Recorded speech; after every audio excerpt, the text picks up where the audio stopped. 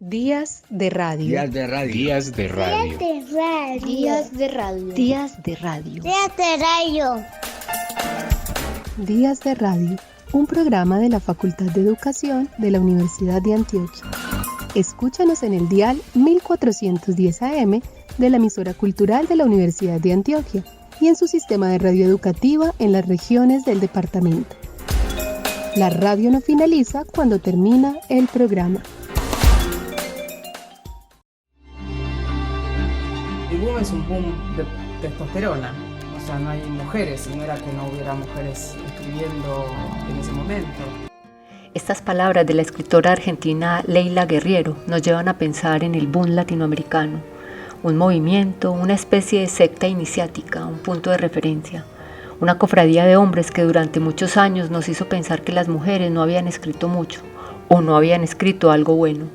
También se le ha señalado de ser un fenómeno de marketing editorial que catapultó la literatura de esta parte del mundo a cumbres insospechadas, que produjo quizás una exotización del sur de América o la cristalización de una estética nueva en la escritura literaria.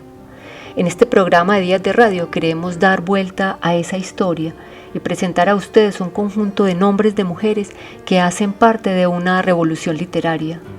Si bien toda selección es arbitraria y se ve en la necesidad de dejar escritoras, géneros y temas por fuera, cuando se trata de seleccionar a las escritoras del boom latinoamericano, nos enfrentamos a una dificultad que no se presenta cuando hablamos de los escritores hombres asociados a este fenómeno, quizás porque ha hecho eco en la tradición y en la formación literaria la idea de que el boom es un fenómeno eminentemente masculino.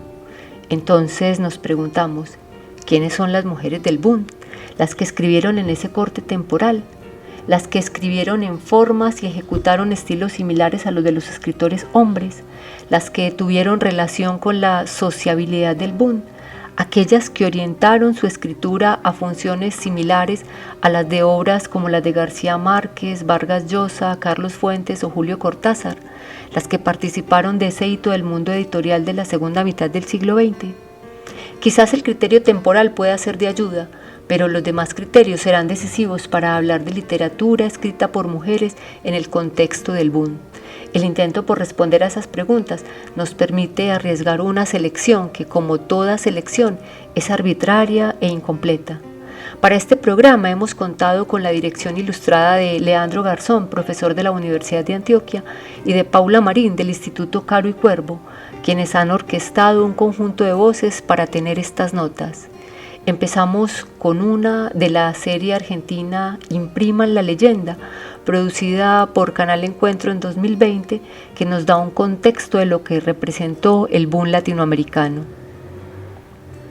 El boom latinoamericano es un fenómeno literario que surgió entre 1960 y 1970, cuando el trabajo de un grupo de jóvenes novelistas se conoció por todo el mundo con la rapidez de un relámpago. ¡Boom, boom, boom!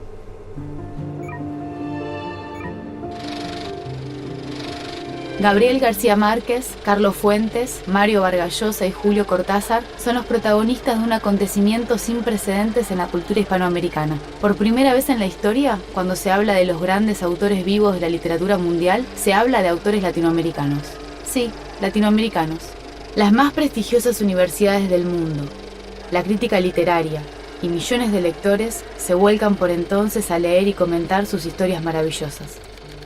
Una visibilidad inaudita para un colombiano, un peruano, un mexicano y un argentino, que durante un tiempo forjaron una amistad de hierro, pese a tener muy poco en común, tanto en sus estilos literarios como en sus posturas políticas. Carmen Balcells Segalá, ¿le suena ese nombre? El boom latinoamericano le debe mucho o todo a esta mujer que, como muchas otras, orbitó en torno a escritores que no necesitan presentación. Paula Marín del Instituto Caro y Cuervo nos presenta a la editora que creó algo más que un movimiento, inventó una forma de hacer con la escritura. Otra mujer muy importante dentro del boom fue Carmen Balcells. Esta mujer también, al igual que las esposas de los grandes escritores, de estas grandes figuras, jugó un rol de cuidadora, porque una agente literaria termina siendo eso, ¿no? Quien cuida los intereses creativos, económicos y profesionales de los escritores y las escritoras a quienes representa.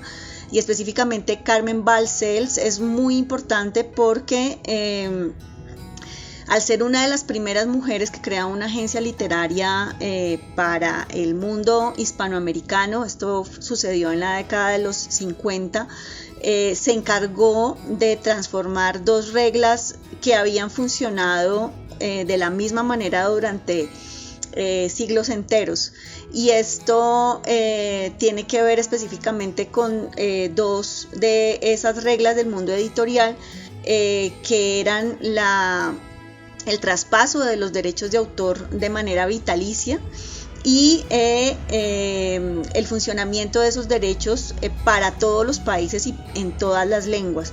Entonces Carmen Balcells lo que hizo fue cambiar esto, ¿no? O sea, que se pudiera segmentar los derechos de autor para las diferentes lenguas o para diferentes regiones o países, y que se pudiera segmentar también estos derechos de autor en relación con la duración. Entonces ya no iban a traspasarse derechos de manera vitalicia, sino que se establecían unos periodos de tiempo específicos para la duración de estos derechos. Esto, por supuesto, cambió el modo de ser escritor. O sea, muchos escritores en esta época por primera vez sí empezaron a poder vivir de lo que escribían, y esto fue gracias a Carmen Balcells. Entonces, si no hubiera sido por ella, no hubiera podido darse de la manera en la que se dio el boom. Sobre todo estamos hablando del nivel de profesionalización de los escritores y de cómo cambió las reglas del mercado editorial. Cuando la mujer escribe, muere. Es una sentencia de muerte. La frase es de una escritora devorada por todos, por ella misma, por la sombra de su ex marido, el escritor Octavio Paz, por las ideologías que siempre le pillaron en el medio, por buscarse enemigos señalando con el dedo.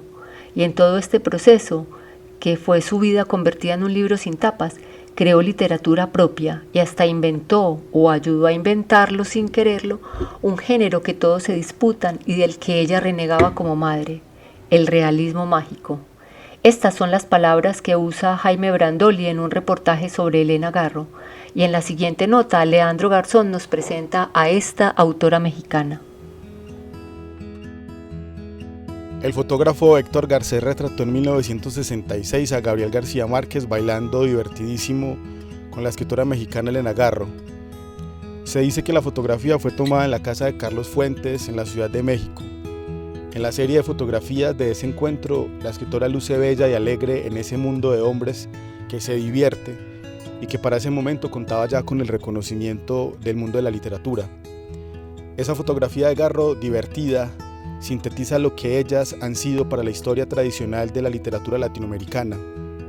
Recordamos más sus matrimonios, sus enfermedades, los exilios y escándalos que su propia obra. Sin embargo, comencemos por decir que la escritora Elena Garro no gusta de 100 años de soledad. Eso dijo. Garro nació en Puebla de Zaragoza, México en 1916. Tuvo una vida supremamente interesante.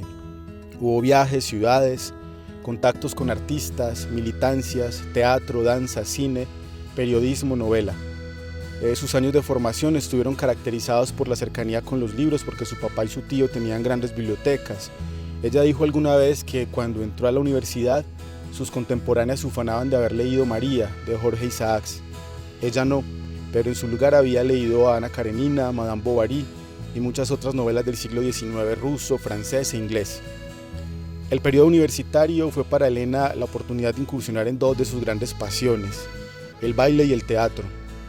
Fue también en este periodo cuando se casó con el escritor Octavio Paz, otro de los relatos comunes por los que el nombre nos llega hasta hoy. Pero estamos hablando ni más ni menos de la época en la que la escritora define su relación con el género dramático, dentro del cual creará 16 obras. Son los años 1930. Junto a Paz, Elena Garro viaja a Francia y Nueva York. Vive esas ciudades y entra en contacto con una auténtica vida literaria, con sociabilidades muy dinámicas. Conoce a poetas, novelistas, pintores y editores. Se hace cercana a José Bianco y Bioy Casares, de quienes se dice que le impulsaron a escribir. Elena Garro publica en la reconocida revista Sur, y su carrera apenas estaba empezando. Vale decir que este comenzar implicó que hiciera muchas cosas en el periodismo. De hecho, una parte no menos importante de su obra la ocupan sus escritos periodísticos, en los que salió a la luz su vena política y muy crítica.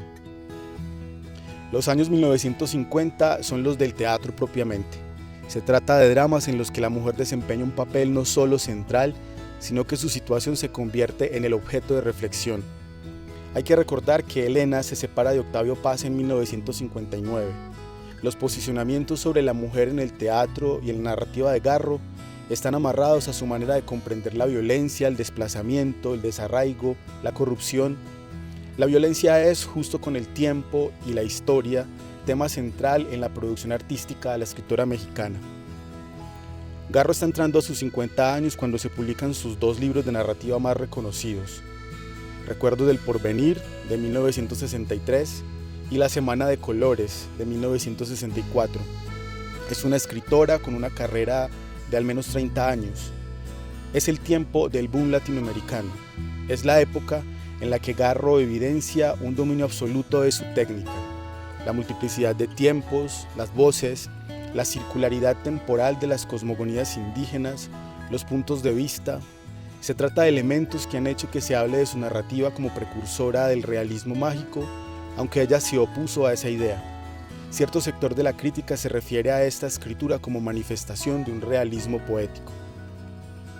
Sin embargo, este es un contexto muy confuso en la vida de la escritora, pues se ve involucrada en acusaciones por supuesta oposición al gobierno, y comienza un periodo que estudiosos y estudiosas de la obra de Garro han caracterizado como de huida, de persecución, según ella expresaba. Esto hace que precisamente durante los 1970, años que vivencian la estridencia del boom, la escritora de Elena Garro se silencie. Es hacia 1977 cuando salen a la luz novelas y cuentos. El accidente y otros cuentos inéditos, 1977, Testimonios sobre Mariana, que es de 1981, La casa junto al río, 1983, por solo mencionar algunos. En 1991 aparece Y Matarazzo nos llamó, y en 1996 Un traje rojo para un duelo. Elena Garro muere el 24 de agosto de 1998 a los 81 años. Fue mucho más que una señora que bailó con García Márquez. Alba Lucía Ángel era, al decir de Carlos Fuentes a finales de la década del 70, una de las promesas de la escritura latinoamericana. Sin embargo, su obra fue silenciada durante muchos años.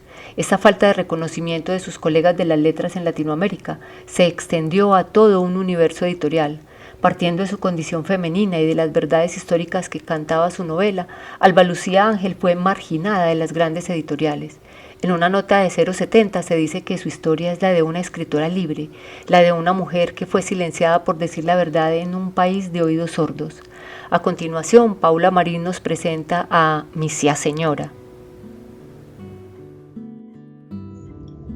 Un minuto más. La manecilla se mueve sin descanso. 2, 3, 4, 5, 6, 7, 8, 9, 10, 11, 12, 13, 8 y 2 minutos.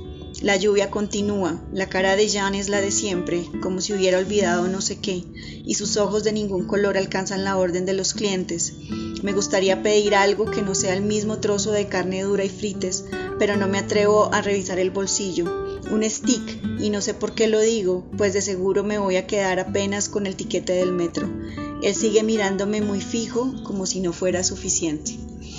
Este es el inicio de Los girasoles en invierno, la primera novela de Alba Lucía Ángel, publicada en 1970 en Colombia y que había quedado como finalista del premio ESO de novela, un premio muy importante que hubo en Colombia empezando la segunda mitad del siglo XX.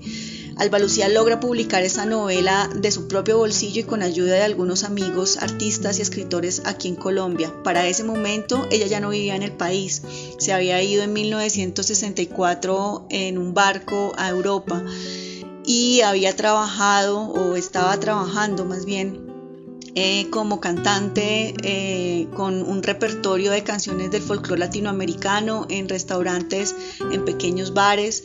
También había trabajado en Italia como doblando películas del spaghetti western. Estos trabajos solo indican lo que siempre ha caracterizado a Alba Lucía Ángel, y es ser una andariega. Ella vivió en varios países, ha vivido en varios países europeos, y en ese momento, cuando estuvo en Barcelona, se relacionó con varias escritoras y escritores del boom. Inclusive tenía una amistad con la familia García Barcha, y solía frecuentar algunas de las reuniones en la casa de García Márquez y Mercedes Barcha, en donde habían ido también, o donde iban los otros escritores más conocidos del boom.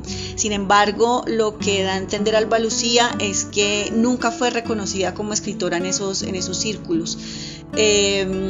Tampoco le fue bien con Carmen Balcells, que por un tiempo fue su agente literaria, pero que luego decide tirarla a la basura, como lo explica la misma Alba Lucía en algunas de sus entrevistas.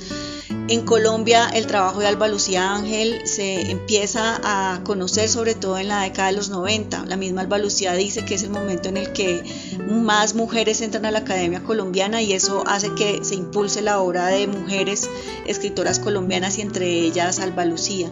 Es en la década del 2000 donde va a conseguir su primera consagración aquí en el país. Ella ya había sido reconocida por algunos académicos de instituciones estadounidenses en los 80.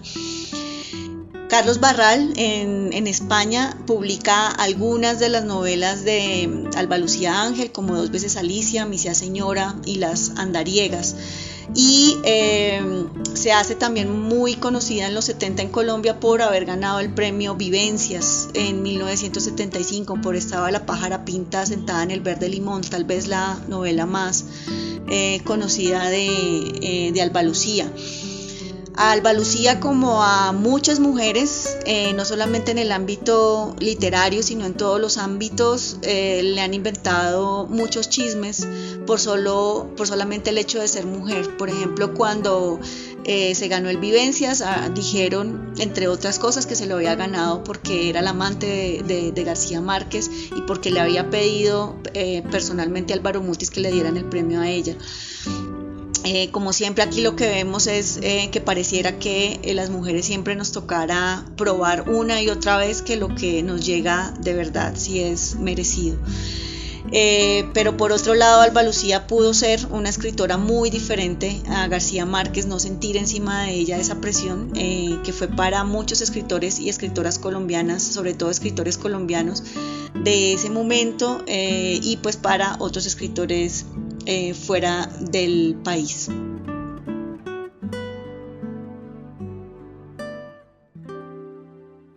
De Fanny Buitrago dijo Juan Rulfo que era una de las mejores escritoras latinoamericanas porque escribía como hombre. Su obra literaria permite trazar el curso de la narrativa colombiana en la modernidad.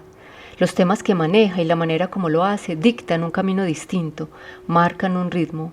El lenguaje es transgresor, es puerta de entrada y salida a un universo que surge de lo real, pero es en la ficción donde adquiere todos sus matices.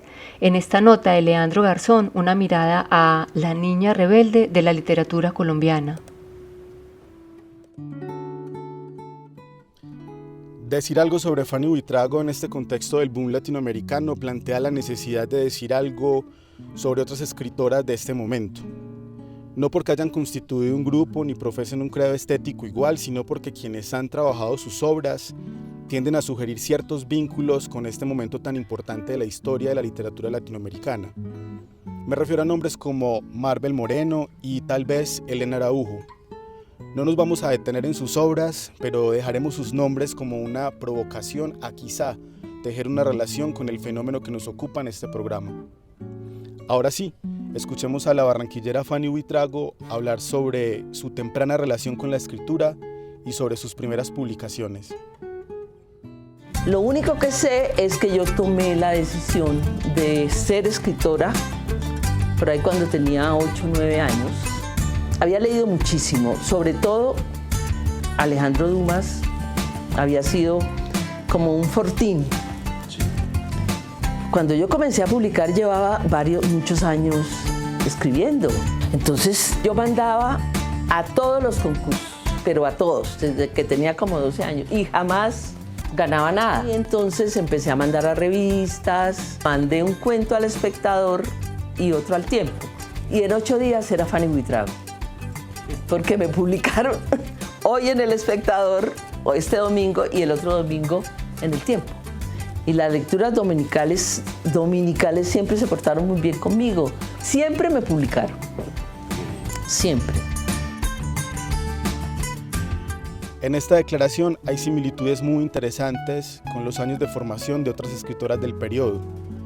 Bibliotecas familiares, padres o madres lectoras, asuntos que van a ser decisivos en la elección profesional de una escritora como Fanny Buitrago. De ella sorprende que su primera novela, El hostigante verano de los dioses, de 1963, la publique a los 18 años. Es un hecho insólito si tenemos en cuenta que, por ejemplo, Elena Garro llega a la novela siendo una mujer muy adulta. Igual de sorprendente es que esa novela se publique en el mismo año que Recuerdos del porvenir, de Garro. En Buitrago encontramos una escritora no solo precoz, sino también prolija en obra y en géneros. Desde el 63 hasta hoy, en su producción figuran clasificaciones como novela, cuento, teatro, crítica y literatura infantil y juvenil, sobre todo en el último periodo. De todo ese volumen de creación podemos mencionar Cola de Zorro, 1970, que se adentra en la atmósfera del bogotazo. Este es un tema común a otra escritora colombiana muy importante del periodo, que es Alba Lucía Ángel. Los amores de Afrodita, de 1983, la pieza teatral Al final del Ave María, de 1991, y Señora de la Miel, 1993. Llama mucho la atención los recursos escriturales comunes en la obra de Fanny Buitrago: la ironía, la parodia, el lenguaje popular, los tiempos no lineales. Se trata de procedimientos que vemos también en autoras y autores de ese periodo, que va de la década de 1960 a 1980. Este puede ser un guiño a esa relación que se intenta establecer con el boom latinoamericano. La expresión el boom doméstico la empleó la pintora y escritora boliviana Pilar Serrano, esposa de José Donoso, para referirse a una economía del cuidado en las casas de los genios escritores. Paula Marín nos cuenta sobre estas mujeres y sus labores visibles que como cimientos cotidianos sostuvieron la producción literaria. Las mujeres en el boom también cumplieron otro rol muy importante y del que casi no se habla, que casi no se menciona, y es el de ser las cuidadoras de estas grandes figuras masculinas. Estoy hablando de Julio Cortázar, de Mario Vargas Llosa, de Gabriel García Márquez, de Carlos Fuentes y de José Donoso. Las esposas de estos hombres fueron las encargadas de cuidar el tiempo de creación de esos hombres, es decir, sin su presencia en las vidas de estos escritores no hubieran podido tener todo el tiempo disponible para dedicárselo a la creación de lo que ya son hoy por hoy las grandes obras o muchas grandes obras de la literatura latinoamericana. Entonces ese trabajo de cuidado estuvo muy presente en la vida de los escritores, no solo latinoamericanos, sino pues a nivel mundial. Y solo hace unas muy recientes décadas eso ha empezado a cambiar. María Pilar Serrano, Patricia Llosa, Mercedes Barcha, Aurora Bernardes son las mujeres de las que estoy hablando. Y María Pilar Serrano dejó un testimonio escrito titulado El boom doméstico.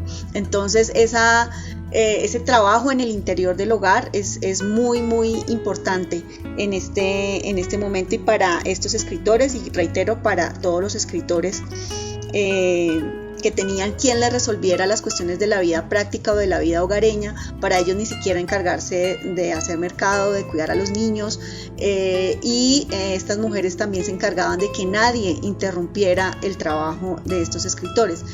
De allí que esto lo resuma también una cita que tengo del discurso del Nobel de Vargas Llosa, y dice así, refiriéndose a su esposa: soporta las manías, neurosis y rabietas que me ayudan a escribir. Sin ella mi vida se hubiera disuelto hace tiempo en un torbellino caótico. Ella resuelve los problemas, administra la economía, pone orden en el caos, mantiene a raya a los periodistas y a los intrusos, defiende mi tiempo, decide las citas y los viajes, hace y deshace las maletas. Entonces estas mujeres, trabajadoras del hogar, secretarias de estos escritores, son parte fundamental para entender cómo es que ellos lograron convertirse en escritores profesionales. Tenemos una sección musical a tono con nuestro tema. Empezamos con la musicalización de un poema de Rosario Castellanos, escritora mexicana que en sus ensayos, novelas y artículos periodísticos pulsó con lucidez desde el desencaje de las mujeres en un mundo de hombres hasta la espantosa opresión en Chiapas, empresa que le costó, por cierto, ser tachada de provinciana y caserita.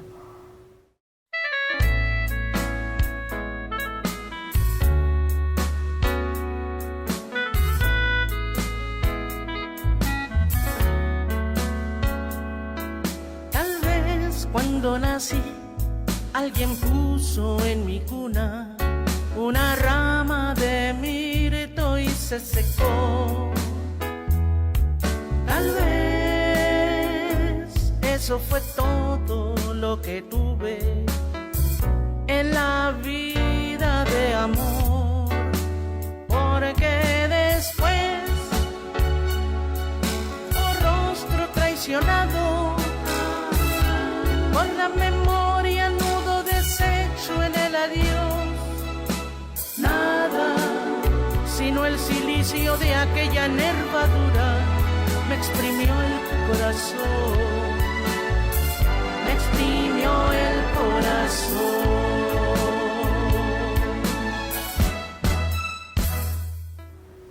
Solenoide, una banda peruana, nos presenta Macabea, donde reverberaciones vocales, sonidos binaurales y guitarras que brillan nos dirigen hacia la mente de un escritor que se descubre en su propio universo.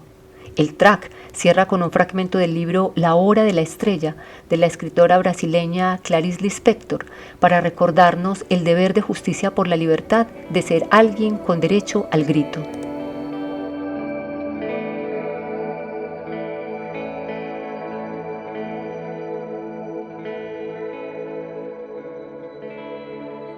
Lo que escribo es más que una invención.